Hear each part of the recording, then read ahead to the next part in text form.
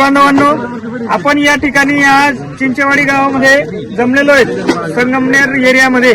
तर आपले जे शेतकरी बांधव आहेत यांनी आपल्या सागर सीड्स कंपनीचं 1 जानेवारीला आपलं टरबूज पिकातील जे दमदार वाहन आहे मार्वेलची लागवड केलेली आहे. तुम्ही या ठिकाणी पाहू शकता. शेवटच्या दिवसापर्यंत त्याच्यामध्ये ग्रीनरी ही टिकून राहिलेली आहे. त्याच्यानंतर फ्रूट सेटिंग पण अतिशय उत्कृष्टपणे झालेली, एवढा थंडीच्या लागवडीचा असून देखील, आणि फळाचा जो शेप आणि साईज म्हणतो ते देखील त्यांना प्रॉपर भेटलेला आहे.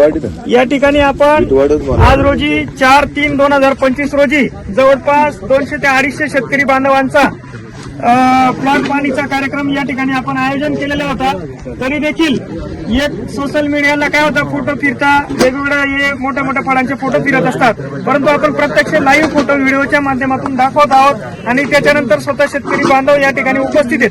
त्यांच्या समोरच आपले जे शेतकरी बांधव ज्यांनी मार्वेलची लागवड केलेली त्यांच्याकडून थोडक्यात जाणून घेऊया.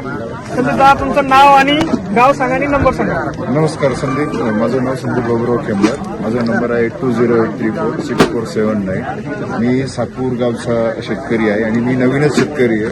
बेसिकली मला खूप माहितीची गरज होती. माझ्या अचानक डोक्यात आलं की 2 ते 3 महिन्यात आपण, कारण आमच्याकडे भरपूर पाण्याचा प्रॉब्लेम असतो, पाणी हे उन्हाळ्यात खूप कमी असतं. तर माझ्या डोक्यात असा विचार आला की आपण कमीत कमी वेळेत किंवा माझं जे पाणी टिकेल असं 2-3 महिन्यामध्ये आपण कोणतं पीक घेऊ शकतो. तर 2-3 पर्याय आले, त्यापैकी मला टरबूज किंवा जे कलिंगड म्हणतात हा पर्याय आवडला. त्याच्यानंतर मी जे मनोहर टेंगले म्हणून आमच्याकडे आहेत, तर त्यांच्याकडून भरपूर माहिती घेतली की आपण टरबूज लावल्यानंतर काय करायचं, कसं करू शकतो आपण. त्याच्यानंतर गुळवे साहेब असतील सागर बायोटेकचे, त्यांच्याशी ही चर्चा केली आणि मग नंतर चर्चा करून माझा एक प्लॉट ऑलरेडी गेला. त्यात मला माझं जे अपेक्षेप्रमाणे मला प्रॉफिट भेटलं, म्हणून मग तो थोडासा मी प्रयोग म्हणून 20 ते 25 गुंठे केला होता. त्याच्यानंतर मी म्हटलं चला मला थोडंसं ज्ञान आलंय त्याच्यामध्ये, म्हणून मी आता जवळपास माझा हा 2.25 एकरचा प्लॉट आहे आणि माझी लागवड मी ही 1 जानेवारी या तारखेला केली.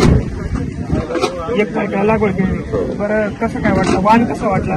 नाही, खूपच छान वाण आहे. मार्वेल म्हणजे मी लिटरली टेंगले साहेब असतील किंवा जे गुळवे साहेब असतील आणि जे मेन मला जे मार्गदर्शन करतात ते मी सांगायचं विसरलो, जे अनमोल पाटील केमदार आहेत. आणि आवर्जून एक नाव घ्यावं लागतं त्यांच्या मार्गदर्शनाखाली.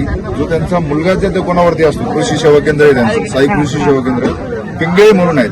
तर कधी अनमोल भाऊ, आता त्यांना हे साकूर कटरबागचे युवा नेतृत्व आहेत ते, तर त्यांना खूप कामही असतात. कधी त्यांचं म्हणजे परत हो, आणि मग त्या पिंगळ्यांशी मी चर्चा करून किंवा अनमोल भाऊ हेही व्हिजिट करत असतात.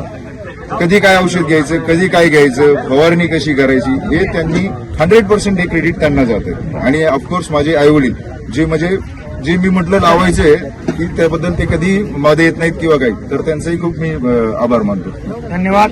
त्यांनी थोडक्यात सांगितलेलं आहे, त्यांना ज्यांचा या ठिकाणी सहयोग लाभलेला आहे, त्यांच्या पूर्ण कुटुंबाच्या मेहनतीमुळे या ठिकाणी हा जो प्लॉट आज आपल्याला पाहायला मिळालेला आहे. सर्वांची मेहनत आणि चांगलं वाण त्यांच्या हातात पडलं, आपलं सागर सीडचं मार्वेल. मी सर्व शेतकरी बांधवांना एवढंच सांगेन, आपण देखील हा वाण येणाऱ्या जो हंगाम असेल टरबुजाचा, त्यावेळेस जानेवारी-डिसेंबरमध्ये पुढच्या वर्षी मार्वेल या वाणाची लागवड करावी आणि उत्पादनात नक्कीच वाढ करावी. धन्यवाद. हत्तीने हंगामात चालतो का? शेतकरी बांधवांनो, आपण कुठला वाण पाहिला? सागरचे मार्वेल. शेतकरी बांधवांनो, आपण कुठला वाण पाहिला? सागरचे मार्वेल. शेतकरी बांधवांनो, आपण कुठला वाण पाहिला? सागरचे मार्वेल.